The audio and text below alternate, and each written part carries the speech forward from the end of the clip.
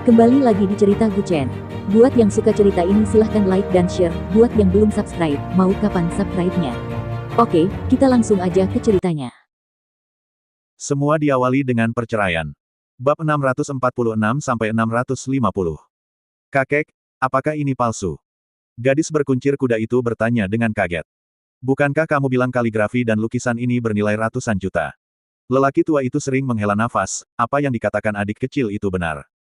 Ini palsu, dari mana kapas ini bisa berasal ratusan tahun yang lalu? Hei, beranikah aku bertanya, apakah adik kecil ini memiliki nama keluarga? Tapi kereta ini berasal dari Jiangsu, dan tidak ada keluarga bangsawan di Jiangsu. Ini Tuan Muda Gu kami. Situ Deng Feng berkata lebih dulu. Oh, Tuan Gu. Beranikah saya bertanya, apakah Anda keluarga Gu dari ibu kota kekaisaran atau keluarga Gu di Sikuan? Lelaki tua itu bertanya dengan ekspresi terkejut di wajahnya. Semua orang tahu bahwa bangsawan keluarga Gu tersebar di seluruh ibu kota kekaisaran dan Sikuan. Kedua keluarga tersebut bisa disebut keluarga besar. Meskipun keluarga Gu di kota Sikuan sedikit lebih lemah, mereka tetap merupakan kekuatan yang tidak bisa dianggap remeh di seluruh ibu kota provinsi. Tidak mengherankan jika visi luar biasa Gu Chen datang dari salah satu dari dua keluarga ini. Keluarga Gu Jiangsu, kata Gu Chen sambil tersenyum tipis. Ketika dia mendengar tentang keluarga Gu di Jiangsu, dia jelas merasa ekspresi lelaki tua itu tidak menentu dan sedikit kecewa. Oh, keluarga Gu Jiangsu. Orang tua itu mengangguk sedikit. Faktanya, dia mungkin sedang mencibir di dalam hatinya.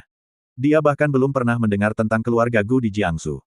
Melihat perubahan sikap lelaki tua itu yang tiba-tiba, Situ Deng Feng awalnya ingin mengatakan sesuatu, tetapi Gu Chen meraih lengannya. Sama sekali tidak perlu berdebat. Tanpa reputasi, tidak ada yang akan menghormati Jiangsu sama sekali. Keluarga besar di sekitar Jiangsu sudah bisa bangga dan bangga dengan mengandalkan reputasi Gu Chen. Namun di luar Jiangsu dan ibu kota provinsi, hanya sedikit orang yang mengetahui tentang Gu Chen. Di seluruh provinsi Barat Daya, satu-satunya yang dianggap cukup berpengaruh adalah Gu Qiye. Bagaimanapun, wilayah daratan telah menjadi raja selama beberapa dekade, dan grup Gu adalah grup super terbesar dan paling terkenal di ibu kota provinsi, dan dia memiliki sedikit pengaruh di luar. Terlepas dari reputasi kecil mereka, nama keluarga lain tidak layak disebutkan sama sekali. Selain itu, perkembangan provinsi Barat Daya relatif lambat, dan sejujurnya banyak daerah yang sangat miskin. Seluruh provinsi hanya membangun kota Sikuan dan kota Jiangsu. Selain itu, kota Jiangsu menempati tiga elemen air, tanah dan udara, dan telah berkembang dengan sendirinya, itulah sebabnya kota ini memiliki skala konstruksi saat ini. Ini seperti kota tetangga Yunyang, yang tidak jauh dari Jiangsu, tetapi terletak di dekatnya perkembangannya terlalu lambat. Wilayah perkotaannya juga terlalu kecil, tidak jauh berbeda dengan kota lapis keempat atau kelima. Kehadiran Provinsi Barat Daya di Kerajaan Xia secara umum terlalu rendah. Gu Qiye harus berhadapan dengan orang-orang yang merendahkan diri di luar ibu kota provinsi, apalagi Gu Chen, sosok yang baru saja menunjukkan keunggulannya. Adik laki-laki membantuku. Ini kartu namaku. Karena kamu akan pergi ke Yuzhou, jika kamu butuh bantuan, telepon saja aku. Gu Chen mengambilnya dan melihat Lu Zengqiang. Tidak ada apapun yang tertulis di kartu itu, kecuali nama dan nomor telepon, tidak ada catatan dari perusahaan mana dia berasal, dan tidak ada yang lain. Bolehkah menyebut namamu di Yuzhou? Dia mengangkat kepalanya dan menatap lelaki tua itu dan berkata sambil tersenyum tipis. Lu Zengqiang mengangguk, berhati-hatilah, ini bukan masalah besar. Sebaiknya saya berhati-hati dengan apa yang saya katakan. Setelah beberapa saat, kereta berhenti di halte di depan stasiun terminal di Yuzhou kota. Orang tua itu turun dari kereta bersama cucunya. Tuan Muda Gu, sampai jumpa di Yuzhou. Masih ada yang harus saya lakukan, jadi saya akan keluar dari kereta dan sibuk. Gu Chen juga mengangguk sedikit, oke. Sampai jumpa di Yuzhou. Sebenarnya, mereka telah tiba di Yuzhou sekarang, tetapi mereka masih berada di pinggiran kota. Mereka sekarang berada di daerah kecil dalam cakupannya, dan mungkin hanya membutuhkan waktu lebih dari 30 menit berkendara. Hanya dibutuhkan 10 menit untuk mencapai kota Yuzhou dengan kereta berkecepatan tinggi. Siapa orang tua itu? Bai Ying bertanya dengan rasa ingin tahu. Situ Deng Feng menjelaskan di sampingnya, keluarga Lu adalah keluarga terkenal di Yuzhou. Tingkat mereka tidak kalah dengan keluarga kaya. Mereka adalah klan lokal yang terkenal. Kata-katanya sangat berarti. Jika dia dapat membantu kita, kita dapat melakukan banyak hal di Yuzhou. Akan lebih mudah untuk menanganinya. Sekarang kita tidak dapat mengandalkan siapapun. Kita harus mengandalkan diri sendiri untuk semuanya. Jika dia bersedia membantu, saya menyambutnya. Jika dia tidak mau membantu, kita tidak bisa memaksanya, kan? Gu Chen memasukkan kartu nama itu ke dalam tasnya dan berkata sambil tersenyum. Kali ini ketika dia pergi ke Yuzu, dia tidak tahu masalah apa yang akan terjadi. Di satu sisi, dia ingin pergi ke pertemuan keluarga kaya dan pamer di depan banyak kepala keluarga kaya. Menarik sekali, dan dia harus berpartisipasi dalam pelelangan lusa. Temukan cara untuk membeli kembali ramuan langka ini. Karena tidak sedikit orang yang mengincarnya. Setelah sampai di terminal di kota Yuzu, hari sudah hampir malam. Mereka bertiga menemukan tempat untuk makan. Tentu saja, mereka ingin makan hotpot ketika sampai di Yuzu. Mendaki tembok besar akan sia-sia. Buang-buang waktu jika Anda tidak makan hotpot di Yuzu. Setelah makan malam, Gu Chen awalnya berencana mencari tempat tinggal, tetapi si Tu Dengfeng berkata bahwa dia punya urusan pribadi. Besok kita akan mencari tempat untuk bertemu. Saya harus pergi mengunjungi seorang pria yang menyelamatkan hidup saya di masa lalu. Sekarang saya di sini, sebaiknya saya pergi untuk menemuinya. Si Tu Dengfeng menggenggam tangannya dan terkekeh. Ya, silakan lakukan bisnis Anda dulu. Gu Chen melambaikan tangannya dan terkekeh. Setelah berpamitan di depan pintu restoran hotpot, waktu sudah lewat jam 10 malam, dan sudah waktunya mencari tempat untuk beristirahat. Di lokasi saat ini, mereka seharusnya belum mencapai pusat kota, hanya di sekitar stasiun kereta berkecepatan tinggi. Tapi dia menemukan 3 hotel di dekatnya, dan semuanya sudah penuh dipesan. Apakah bisnis hotel ini berjalan dengan baik? Mengapa ada begitu banyak orang yang tinggal di mana-mana? Bai Ying bergumam ketika dia keluar dari hotel. Gu Chen juga bingung. Di masa lalu, tidak peduli seberapa bagus bisnis hotel, tidak mungkin semua hotel di sekitarnya terisi penuh. Awalnya dia berpikir itu hotel tinggi seharusnya punya ruang. Paling buruk, hanya akan lebih mahal. Tapi ketika dia bertanya, itu sudah penuh dipesan. Lihat itu. Dia menunjuk ke Wisma di depan dan bertanya. Bai Ying tidak bisa menahan cemberut ketika dia melihat Wisma pinggir jalan. Hah? Bukankah kondisi itu terlalu kasar? Saya tidak akan pergi. Kalau begitu, kamu tidur saja di jalan. Gu Chen lelah mengendarai mobil dan ingin istirahat. Selamat tinggal. Gu Chen melambaikan tangannya dan berkata. Hei, tunggu saja aku. Bai Ying juga buru-buru. Berjalan ke sana. Diperkirakan hanya ada wisma di sekitar. Karena hotel-hotel mewah penuh, berarti banyak sekali orang kaya yang mengunjungi Yuzu akhir-akhir ini. Mungkin tidak ada orang yang menginap di wisma murah. Saat dia datang, hanya ada seorang wanita gemuk yang sedang memejamkan mata tapi tidak tidur. Berapa banyak kamar yang Anda inginkan? Wanita itu menggeliat dan berkata dengan lembut. Gu Chen mengulurkan 2 jari dan berkata sambil tersenyum, 2 kamar. Tidak, tidak, 1 ruangan. Hanya 1 ruangan saja sudah cukup. Bai Ying dengan cepat berkata, saya berjanji pada Sister Suir bahwa saya akan mengawasi Anda setiap saat.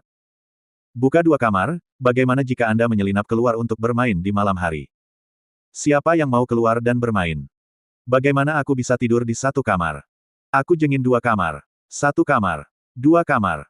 Wanita gemuk itu menyipitkan matanya dan memandang kedua orang itu dan berkata dengan suara yang dalam, apa yang kamu perdebatkan? Hanya ada 1 kamar. Kamu bisa tinggal di dalamnya jika kamu suka, atau kamu bisa tinggal di luar. Hei, bagaimana sikapmu? Kita tidak bisa tinggal lebih lama lagi, ayo cari yang lain. Bai Ying juga berkata dengan marah. Namun, wanita itu tidak terburu-buru dan berkata sambil tersenyum tipis, ayo pergi, silahkan pergi. Jika tebakan saya benar, semua hotel dan wisma dalam radius 10 mil seharusnya penuh. Jika Anda benar-benar menginginkan akomodasi, Anda dapat melakukan perjalanan 30 mil jauhnya dan tinggal di distrik Jiangbei. Gu Chen sedikit mengernyit, mengapa ini terjadi? Apalagi kalau bukan karena pertemuan keluarga-keluarga kaya. Banyak keluarga ternama yang datang, mereka membawa ratusan pengikut. Acara puncaknya tidak jauh dari sini, jadi semua hotel sudah dipesan. Tidak hanya itu, lusa juga ada lelang yang menarik banyak orang. Yuzu kami sangat ramai akhir-akhir ini. Saya bahkan tidak bisa memuat lebih banyak di wisma kecil saya. Saya hanya punya 1 kamar. Mari kita lihat apakah Anda tidak bisa tinggal di dalamnya. Tinggal. Setelah mengatakan itu, Gu Chen mengeluarkan setumpuk besar uang kertas 100 yuan dari sakunya, dan secara tidak sengaja menjatuhkan cincin kepala naga yang mewakili identitasnya di atas meja. Pada cincin kepala naga, mulut naga itu bertatahkan batu kecubung yang sangat terang, dan mata sang induk semang langsung berbinar. Dia secara tidak sadar ingin meraih dan menyentuhnya, tetapi Gu Chen menutup dengan tangannya. Anak muda, cincin macam apa Oti? Indah sekali. Pemilik wisma memandangnya dengan senyuman di wajahnya dan berkata. Tapi Gu Chen tidak memakainya, dan memasukkannya ke dalam sakunya dan meletakkan kartu identitasnya di atas meja. Jangan terlalu penasaran, itu tidak baik untukmu. Cepat dapatkan kamar. Dia menjauh dan melirik ke arah Gu Chen, 180, WeChat atau uang tunai. Omong kosong, saya sudah mengeluarkan uangnya, bagaimana menurutmu? Gu Chen dengan santai mengeluarkan uang 200 yuan dan menyerahkannya. Setelah melunasi tagihan, mereka berdua hendak naik ke atas, tetapi sang induk semang dengan cepat meraih lengannya dan mengedipkan mata. Anak muda, tunggu sebentar. Melihat Bai Ying sudah naik ke atas, Gu Chen berbalik dan menatapnya, ada apa? Anak muda, sepertinya kalian berdua baru saja bersama belum lama ini. Apakah Anda menginginkan sesuatu yang menarik? Pemilik wisem wanita membuka tirai, dan ada cambuk, lilin, dan perlengkapan pengikat lainnya. Ini membuat mata Gu Chen membelalak. Sial! Wisma macam apa tempat saya tinggal ini? Sepertinya agak tidak biasa. Apakah kamu punya obat di sini? Gu Chen terbatuk ringan, jenis obat yang bisa membuatmu tidur nyenyak setelah meminumnya. Tidak ada obat, ada air. Pemilik wisma segera berbalik. Dia meminumnya mengeluarkan botol kecil lain dengan tulisan, air peri, di atasnya. Untuk menggunakan ini, Anda hanya perlu memasukkan 2 tetes ke dalam air dan memberikannya untuk diminum. Ini akan memastikan bahwa dia tidak akan bangun di malam hari sampai subuh, meskipun ada guntur. Banyak pasangan muda yang menggunakan ini, dan ini sangat aman. Dia tidak akan bangun sama sekali setelah bangun tidur. Pemilik wisma memandangnya dengan senyum jahat dan berkata, "Bos, apakah Anda sedang mempertimbangkan untuk membeli sebotol? Berapa harganya?" Gu Chen mengambilnya dan melihatnya dan bertanya dengan lembut. Jika tebakannya benar, hal semacam ini paling sering muncul di bar. Di bawah cahaya redup dalam kegelapan, saya akan memberi Anda petunjuk siapa yang bisa mendeteksinya. Inilah sebabnya ketika Anda pergi keluar untuk bersenang-senang atau minum, Anda tidak bisa mengalihkan pandangan dari gelas Anda. 299. Jika kamu tidak bisa membelinya, kamu akan rugi, jika kamu tidak bisa membelinya, kamu akan ditipu. Kata pemilik wisma sambil menyeringai. Gu Chen dengan santai mengeluarkan uang 300 yuan dan menyerahkannya, itu dia. Bisakah dia benar-benar tidur nyenyak? Dijamin. Dia tidak akan bangun apapun yang kamu lakukan sepanjang malam. Obatnya bekerja selama 6 jam, dan tubuh secara umum tidak bisa bangun lagi. Oke, 6 jam ini sudah cukup, kan? Pemilik wisma itu menepuk pundaknya dan tersenyum nakal, anak muda, saya optimis tentang Anda. Ayo. Sepertinya wanita ini berpikir bahwa benda ini digunakan pada Bai Ying, tapi sebenarnya dia salah. Gu Chen belum bisa tidur nyenyak selama periode ini, dan dia sering mengalami mimpi buruk di tengah malam. Apalagi sejak dia sering bepergian ke tempat lain, dia tidak bisa tidur nyenyak. Dia pada dasarnya pergi keluar untuk melakukan sesuatu dan tidak bisa tidur di malam hari. Namun, Gu Chen terlalu malas untuk menjelaskan dan berjalan ke atas dengan membawa botol ramuan. Ketika dia masuk ke kamar, dia melepas pakaiannya dan meletakkannya di atas sofa. Kamu tidur di tempat tidur, dan aku tidur di sofa. Kadang-kadang aku mungkin berbicara dalam-dalam tidurku di malam hari, jadi kamu tidur lebih awal. Kamu tidur di sofa. Memalukan sekali, ini kamarmu. Kata Bai Ying sambil tersenyum bercanda. Kalau begitu aku akan tidur di tempat tidur, dan kamu tidur di sofa.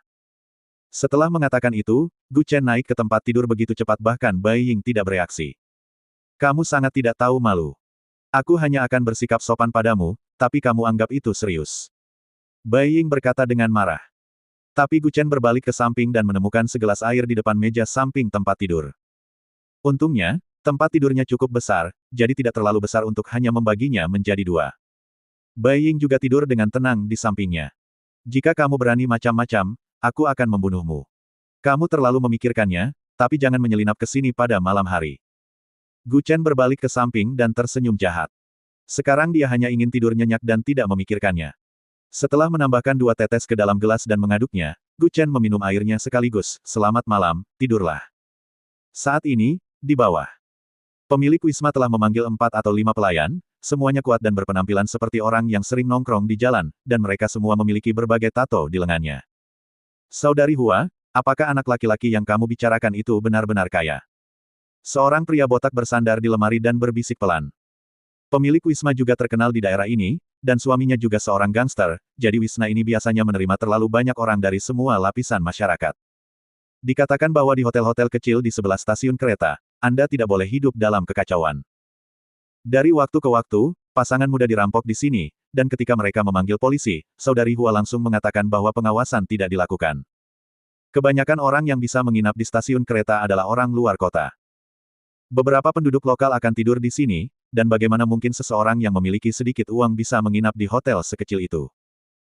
Harganya hanya puluhan yuan semalam, dia baru saja menagih Gu Chen lebih dari 100 yuan, hanya karena dia terlihat seperti orang kaya, dia hanya berteriak tentang harganya, tetapi dia tidak menyangka orang ini bahkan tidak akan mengambil kembali kembaliannya. Justru karena kepribadiannya yang ceria, bos wanita itu melihatnya dan mengira dia adalah ikan besar. Apalagi saat dia melihat cincin kepala naga, matanya berbinar. Ini bisa bernilai banyak uang. Dia punya uang tunai setidaknya beberapa ribu yuan, dan dia juga punya cincin. Saya sudah melakukan penelitian tentang perhiasan. Berlian di atasnya setidaknya 20 gram, dan itu adalah berlian kecubung. Saya rasa selama kita bisa menjual cincin itu saja, kita bisa makan dan minum tanpa khawatir selama sisa hidup kita. Kata pemilik Wisma sambil tersenyum bangga. Apakah dia begitu kaya? Apakah kamu melihat cincin di sakunya? Pria lain berjanggut mengelus dagunya dan berkata sambil tersenyum buruk, orang ini kaya dan masih tinggal di sini. Itu karena tidak ada tempat untuk tinggal selama pertemuan keluarga kaya dalam 2 hari. Dan ku dengar aksen orang itu bukan aksen lokal. Pemilik Wisma mengangkat alisnya dan berkata sambil tersenyum buruk, dia baru saja membawa air peri, dan dia mungkin bertarung sengit sekarang, kan? Biarkan dia bersenang-senang, tunggu sampai dia kelelahan, lalu. Semua orang saling memandang dan tersenyum, menunjukkan senyuman yang menunjukkan kesuksesan licik. Mungkin emilik Wisma bahkan tidak menyadari bahwa Gu Chen yang meminum air peri, bukan untuk Bai Ying, tapi untuk dirinya sendiri. Keesokan harinya, Gu Chen terbangun dari tidurnya. Dia merasakan sakit kepala. Dia mengalami mimpi buruk lagi tadi malam. Mimpi buruk tentang kebakaran telah menghantuinya sejak lama. Akhir-akhir ini sangat sering muncul. Selama dia memejamkan mata, dia selalu bisa melihat pemandangan api yang berkobar. Dan berkali-kali ia terbangun dari tidurnya, namun ia baru terbangun karena efek obatnya sudah benar-benar hilang, dan ia baru terbangun ketika ponselnya berdering. Aku sakit kepala parah. Bukankah itu berarti ada efek samping? Menurutku efek sampingnya cukup lumayan. Tapi ketika dia melihat ke samping, Bai Ying sudah bangun. Ini baru jam 6 pagi. Kemana perginya gadis kecil ini? Gu Chen turun dari tempat tidur. Ada bekas perkelahian di mana-mana di lantai, dan selimutnya robek dan ada noda darah. Apa yang terjadi? Gu Chen menggaruk kepalanya dengan bingung. Terutama jelas ada suara perkelahian di koridor. Di koridor. Lebih dari selusin gangster mengerumuni Bai Ying, dan cambuk di tangannya belum berhenti berayun. Sudah beberapa jam berlalu, dan tangan yang memegang cambuk petir mulai sedikit gemetar. Meskipun para gangster ini sangat biasa-biasa saja, dia tidak dapat menahan jumlah mereka yang banyak. Setelah satu gelombang, gelombang lainnya langsung menyerang. Sepertinya dia tidak bisa menyelesaikan pertarungannya. Kedua gangster di depannya gemetar, dan orang di sebelahnya sudah mengangkat bangku dan memukulnya. Jika dia dipukul kali ini, Bai Ying akan jatuh dan tidak sadarkan diri setidaknya selama beberapa hari. Bang! Tepat ketika kursi itu diangkat untuk memukul Bai Ying, Gu Chen meninju kursi itu dengan keras dan kursi itu hancur berkeping-keping dalam sekejap. Kamu tidak tahu bagaimana cara bangun, kupikir kamu sudah mati dalam tidur. Bai Ying menoleh dan menatap Gu Chen dan berkata dengan marah. Ketika sekelompok orang ini datang ke kamar sebelumnya, dia adalah orang pertama yang membangunkan Gu Chen, tetapi orang ini tidak dapat bangun apapun yang terjadi. Bahkan jika ada pemukulan keras di luar dan mereka mulai berkelahi di depannya, keributan itu tidak bisa membangunkannya. Ini juga pertama kalinya dia melihat seseorang tidur nyenyak sekali, jadi Bai Ying tidak punya pilihan selain melawan orang-orang ini. Apa yang terjadi? Gu Chen bertanya dengan curiga. Bai Ying melambaikan cambuk di tangannya dan berkata dengan marah, itu karena kamu.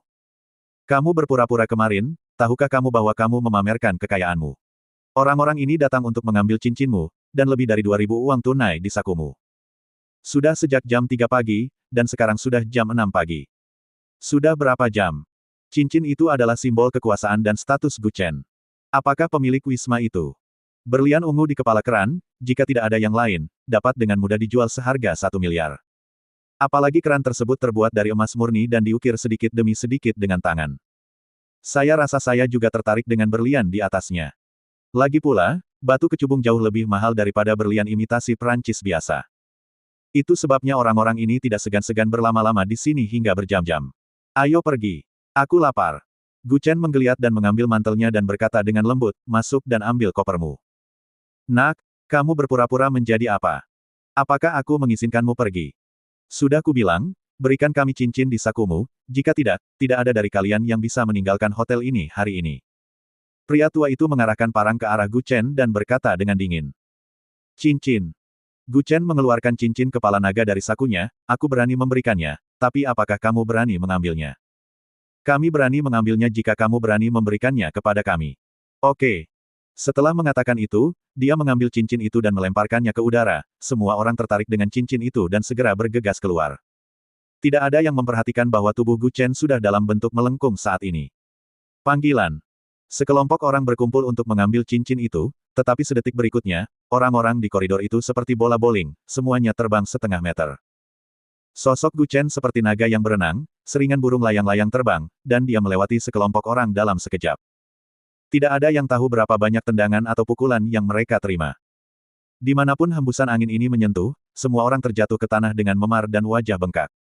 Mungkin Anda mengira itu hanya sedetik, namun seseorang dipukul lebih dari belasan kali. Beberapa detik kemudian, Gu Chen muncul di ujung lain koridor, tetapi semua orang di koridor telah jatuh ke lantai. Semua orang meratap kesakitan, dan mereka semua jatuh ke tanah dan tidak bisa bangun. Kekuatan ledakan yang luar biasa ini bahkan membuat Bai Ying tercengang. Dia telah bertarung di sini selama 3 jam, tetapi yang lain keluar dan menyelesaikannya dalam beberapa detik. Meskipun orang-orang ini semua adalah pejuang kekuatan eksternal jangka awal dan menengah, mereka tetaplah sekelompok pria dewasa. Bisakah Anda menyelamatkan muka untuk orang lain? Gadis, kenapa kamu berdiri di sana? Ayo pergi. Gu Chen berdiri di ujung lain koridor dan mengedipkan mata pada Bai Ying, jangan lupakan barang bawaanmu. Saat ini, seperti istri kecil yang dianiaya, dia kembali ke kamar dengan sedih dan mengeluarkan kopernya. Lantai pertama. Pemilik Wisma mendengar suara-suara yang datang dari atas, dia berkata dengan semangat, Erhu, bagaimana? Ada sesuatu. Kenapa kamu? Gu Chen perlahan menuruni tangga dengan tangan di belakang punggungnya. Dia berjalan ke bawah dan tersenyum ringan, iya. Obatnya bekerja dengan cukup baik. Saya akan memeriksanya segera setelah saya bangun sampai subuh. Kamu bisa turun. Pemilik Wisma dengan heran dan berkata. Tentu saja aku turun.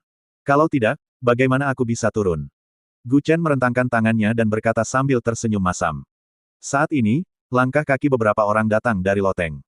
Jangan biarkan anak itu pergi.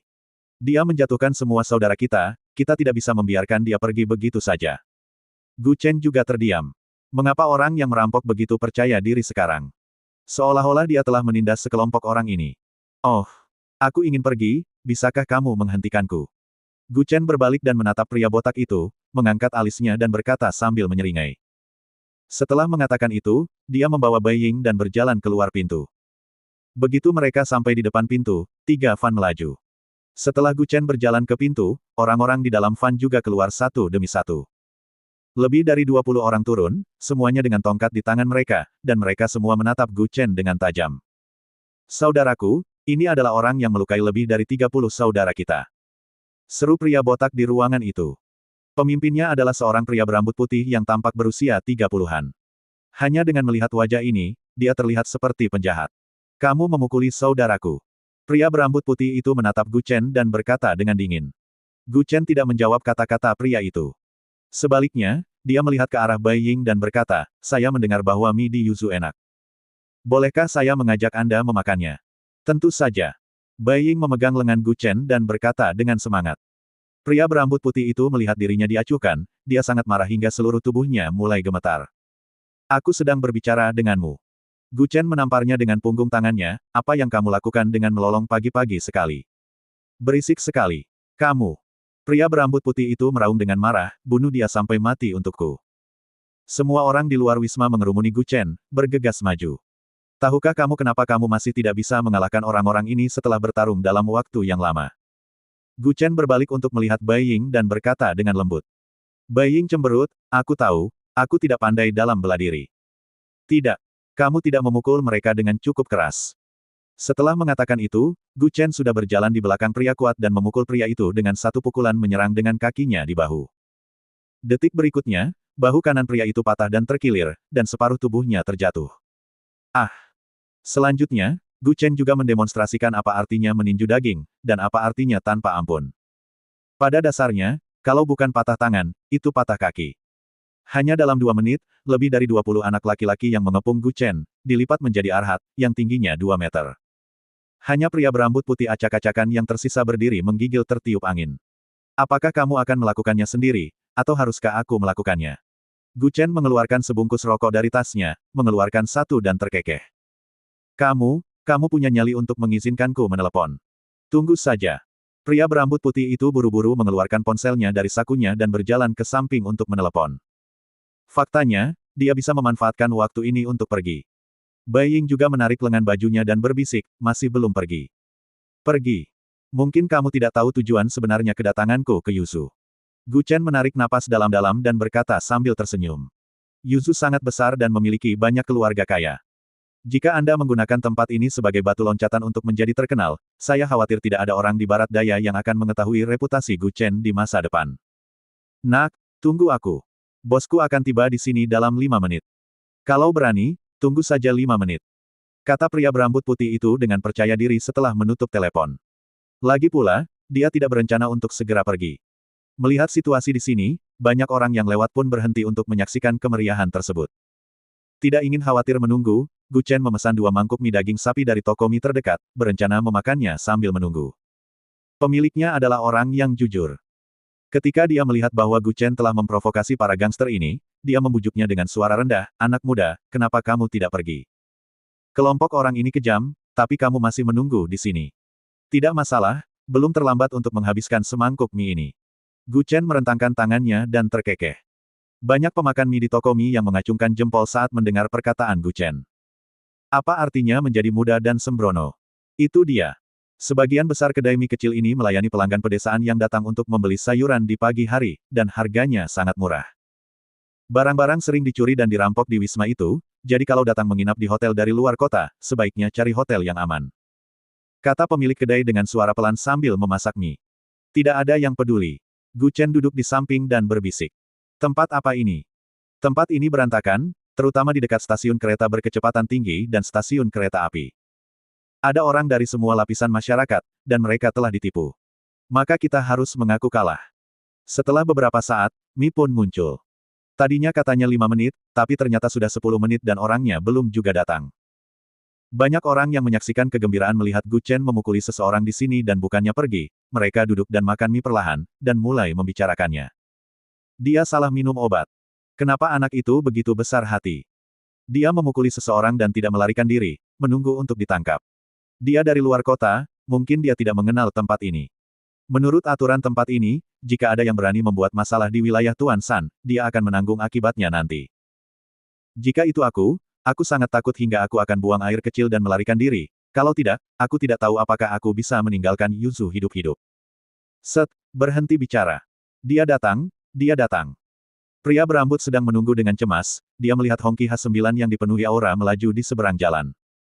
Semua orang mengatakan aura ini sama seperti Rolls-Royce. Belum lagi, memang ada sedikit bau saat berkendara di jalanan. Hanya dalam beberapa menit, sekelompok besar orang berkumpul di depan pintu restoran mie.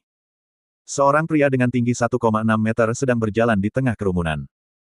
Sepertinya dia adalah bos mereka. Dia berpakaian seperti seorang Nouveau Riche, dan mereka yang tidak mengetahuinya mengira dia adalah seorang Nouveau Riche yang baru saja dibongkar di suatu tempat. Kaulah yang memukul mereka. Pria kecil itu bertanya dengan dingin. Pria inilah yang menurut mereka membuat mereka kagum, Li Sanyai. Keluar, aku akan mengurusmu setelah aku selesai makan. Kata Gu Chen dingin sambil menundukkan kepalanya dan makan mie. Orang kuat yang berdiri di samping Li San menjadi sangat marah saat mendengar ini. Hei, kamu tidak bisa membedakan antara raja dan raja, kan? Kami berurusan denganmu, kenapa kamu masih di sini? Pria itu memegang tongkat baseball di tangannya dan memukul Gu Chen di bagian belakang kepala. Semua orang takut melihat darah dan menutup mata. Tapi detik berikutnya, bang! Pria besar itu seperti layang-layang yang talinya terputus dan terbang mundur menuju pintu. Adapun Gu Chen, dia masih duduk di sana sambil makan mie, seolah tidak terjadi apa-apa. Jangan bilang orang yang hanya menutup matanya tidak melihat dengan jelas, bahkan orang yang terus menatap ke sini tidak melihat dengan jelas apa yang terjadi. Ketika mereka bereaksi, orang kuat itu sudah terbang terbalik. Baru pada saat itulah Li San menyadari bahwa anak ini tidak bisa dianggap enteng. Dia melambaikan tangannya dan meminta adiknya untuk keluar perlahan. Tidak sampai 10 menit kemudian Bai Ying meletakkan sumpit di tangannya dan menyeka mulutnya dengan tisu dengan puas. Kenyang. Gu Chen menggunakan tisu untuk menyeka minyak dari sudut mulutnya yang belum dibersihkan. Kenyang. Coba aku lihat bagaimana kamu bertingkah keren selanjutnya. Aku sangat menyukai penampilan serius dan megah ini. Gu Chen tersenyum dan tidak berkata apa-apa. Setelahnya, dia berdiri dan berjalan ke arah pemilik kedai untuk membayar, tetapi pemilik kedai menolak meminta uang. Singkatnya, orang yang menyuruh San Ye yang terkenal untuk pergi keluar dan menunggu dengan sabar pasti memiliki latar belakang yang lebih besar daripada San Ye ini. Bagaimana orang sebesar itu bisa diminta bayaran ketika dia datang untuk makan di sini? Tapi Gu Chen masih meletakkan 50 yuan di atas meja, bayar. Ini, biayanya tidak terlalu mahal, kata pemilik kedai dengan ekspresi malu. Anggap saja sebagai lauk. Serahkan pada mereka yang membutuhkan. Yang disebut lauk bisa ditemukan di banyak tempat. Lauk ini disiapkan khusus untuk pengemis, pengumpul kain perca, dan orang-orang putus asa yang tidak mampu membeli makanan. Setiap orang menghadapi kesulitan ketika keluar rumah. Kadang-kadang mereka sangat miskin sehingga tidak mampu makan dan tidak punya uang. Saat ini lauk diolah khusus untuk kelompok orang tersebut. Beberapa orang yang baik hati membayar 100 yuan langsung setelah makan semangkuk mie, dan menggunakan sisa uangnya sebagai lauk. Kemungkinan besar orang-orang ini pernah dibantu dengan cara ini sebelumnya, dan sekarang mereka punya uang, jadi mereka keluar memberikan kembali kepada masyarakat. Ketika dia masuk, Gu Chen juga melihat tanda di pintu. 10 mangkuk mie akan dibagikan hari ini, menandakan bahwa ada 10 mangkuk mie diberikan gratis. Kalau begitu, terima kasih, bos. Pemilik toko mengambil uang itu kembali dengan sopan, dan Gu Chen serta Bai Ying berjalan keluar pintu. Kamu membuatku menunggu 10 menit, aku juga membuatmu menunggu 10 menit, cukup adil. Gu Chen memandang ke arah Master Gunung dan berkata dengan dingin, sekarang mari kita bicara tentang kompensasi. Menurutmu berapa kompensasi yang seharusnya? Haruskah saya membayar atau Anda membayar? Tuan San juga bertanya dengan sangat bijaksana. Bagaimana menurutmu? Orang-orangmu mencoba mencuri barang-barangku di tengah malam, bukankah menurutmu kamu harus memberikan kompensasi padaku? Sebelum aku marah, 500.000. Gu Chen mencibir dengan nada tenang, aku akan menelepon nanti. Kamu bahkan mungkin tidak mampu menangani 5 juta. Siapa yang kamu coba takuti? Lakukan apa padaku? San Ye berteriak dengan marah muncul satu demi satu. Gu Chen mengeluarkan ponselnya dan tersenyum ringan, haruskah aku menelepon dan menelepon seseorang? Tidak ada gunanya bahkan jika kamu memanggil Raja Surga ke sini hari ini, aku memiliki keputusan akhir dalam masalah ini. San Ye menoleh dan melihat pria besar di belakangnya berteriak dengan marah, pergi. Panggil semua saudara di sekitar. Tidak ada yang tertinggal. Hari ini saya ingin melihat siapa yang dapat dihubungi anak ini. Dia melihat Gu Chen yang sedang berbicara dengan orang di ujung telepon, sedang berbicara dan tertawa dan mengucapkan beberapa kata sopan, oke. Saya di sini di stasiun kereta api barat, jadi saya akan menunggu Anda. Gu Chen memandang pria gunung itu dan tersenyum ringan, jangan khawatir, dia akan sampai di sini hanya dalam beberapa menit. Oke. Aku ingin melihat siapa yang kamu telepon. Jika orang yang Anda telepon tidak dapat menahan saya tidak akan mempermalukan Anda. Lompatlah sendiri ke sungai Jialing. Sebenarnya, itu bukan 5 menit, mungkin 2 menit, karena Gu Chen belum selesai merokok ketika dia melihat Bentley dengan bendera merah di seberang jalan. Ratusan pemuda mengepung Gu Chen dan yang lainnya, namun detik berikutnya, 2 orang keluar dari Bentley dan membuka jalan di tengah. 2 pria berbaju hitam berdiri di kiri dan kanan, dan seorang pria berkemeja putih keluar dari mobil dengan 2 buah kenari di tangannya. Meski rambutnya putih, dia penuh energi. Gu Xiaoyou, kita bertemu lagi. Orang ini tidak lain adalah Lu Zengqiang, Tuan Lu, yang dia temui di kereta. Dia mengatakan sebelumnya bahwa jika terjadi sesuatu di Yuzhou, dia bisa dihubungi. Sekarang tampaknya orang ini cukup berguna di daerah setempat. Dia juga menanyakannya. Keluarga Lu dianggap sebagai keluarga terkenal di kota Yuzhou. Meski bukanlah keluarga bangsawan, levelnya tidak kalah dengan keluarga kaya di daerah setempat. Bagaimanapun, meskipun kota Yuzhou adalah kota setingkat prefektur, wilayahnya sama luasnya dengan ibu kota provinsi. Kekuatan keluarga Lu telah lama menyebar ke beberapa distrik dan kabupaten di sekitarnya tempat lain, mengendalikan beberapa perekonomian. Dan kawasan ini selalu menjadi pusat perekonomian. Banyak orang terkemuka tinggal di sini, baik itu orang-orang jalanan, politisi, atau pemimpin bisnis. Dia juga mendengar bahwa Lu Zengqiang memegang lukisan itu di kereta berkecepatan tinggi sebelum berpartisipasi dalam lelang besok, jadi Gu Chen juga menebak bahwa dia seharusnya ada di dekatnya. Tuan Lu, maafkan saya. Saya membuat masalah bagi Anda setelah tiba di Yuzhou. Gu Chen berkata dengan sopan dengan tangan terkepal. Lu Zengqiang melambaikan tangannya dan terkekeh, ini masalah kecil, ini masalah kecil. Lalu dia melihat ke arah Li San di tengah kerumunan.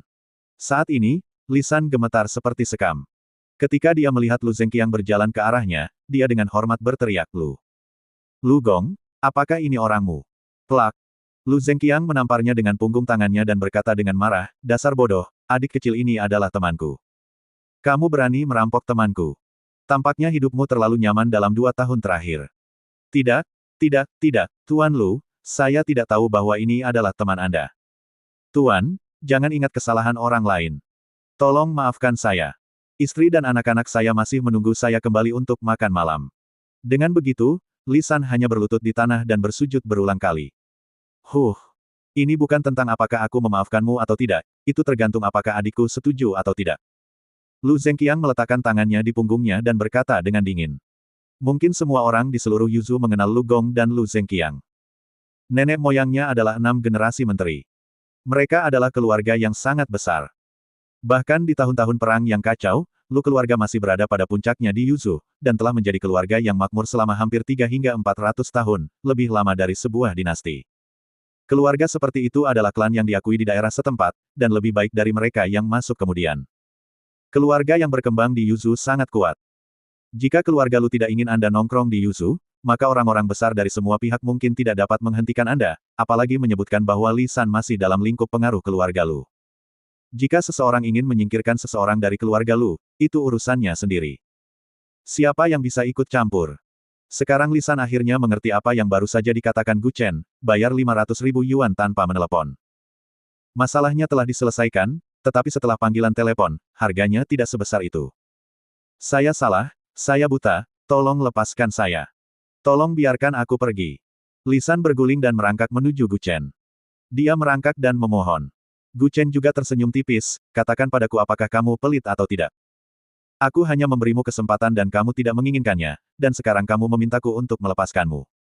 Mohon terima, Tuan Gu. Anda harus menerimanya. Silahkan. Li San berdiri dan menyerahkan cek itu kepada Gu Chen, tetapi dia menoleh ke samping dan tidak mengulurkan tangan untuk mengambilnya. Dia menyerahkan cek itu lagi kepada Bai Ying, dan dia menerima cek itu. Aku bilang sebelumnya, itu harga sebelum panggilan, tapi setelah panggilan, itu beda harga. Gu Chen meletakkan tangannya di belakang punggungnya dan terkekeh. Bai Ying melihat cek itu dan bergumam dengan suara rendah, 1, 10, 100, 1000, 10.000, 100.000. 10 juta. 50 juta. Dia melihat cek itu dan berbisik. Gu Chen tiba-tiba menoleh dan melihat cek itu. Sebenarnya tertulis 50 juta. Brengsek. Teman baik, perjalanan ke Yuzu ini sangat berharga. Saya benar-benar mendapatkan 50 juta sekaligus. Ahem.